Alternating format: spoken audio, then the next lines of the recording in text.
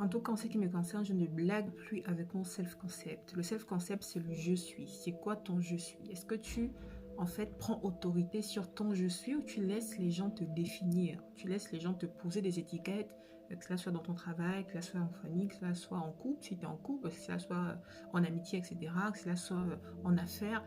En fait, qui définit ton je suis? Moi, pendant longtemps, en fait, j'ai un tempérament assez fort. Pendant longtemps, je n'ai pas forcément autorisé les gens à me définir, mais c'est pas pour autant que je me laissais pas impacter par eux, notamment par des personnes que tu aimes, la famille, les amis, le chéri, etc.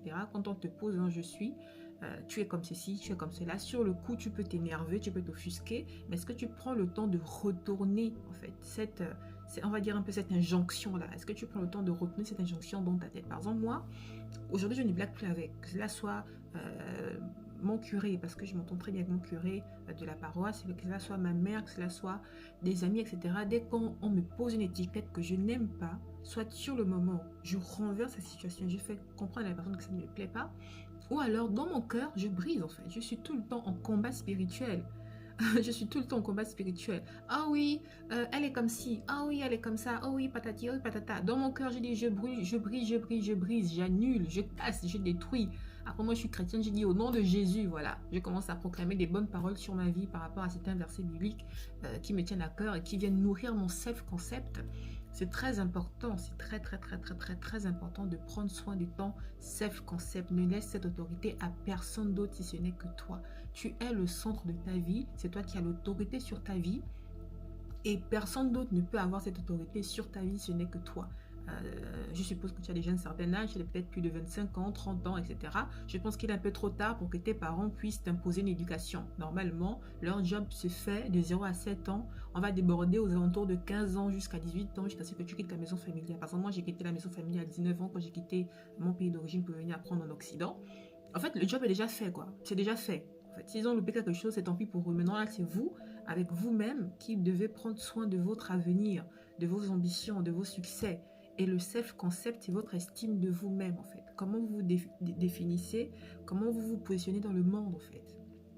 Quand vous vivez telle ou telle situation difficile ou même joyeuse, quelles sont les premières pensées qui vous viennent à l'esprit? C'est ça votre self-concept. Et si ces pensées-là, au lieu de vous élever, elles vous rabaissent, elles vous cassent, sachez qu'il y a un travail à faire. Et si ces pensées-là vous poussent dans la comparaison au lieu d'être dans la gratitude de ce que vous avez, ah oui, j'ai ceci, mais tel a cela, et pour elle c'est mieux, etc.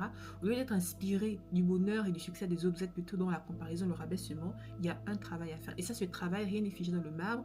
Ne soyez pas dans l'apitoiement, ne soyez pas dans la victimisation.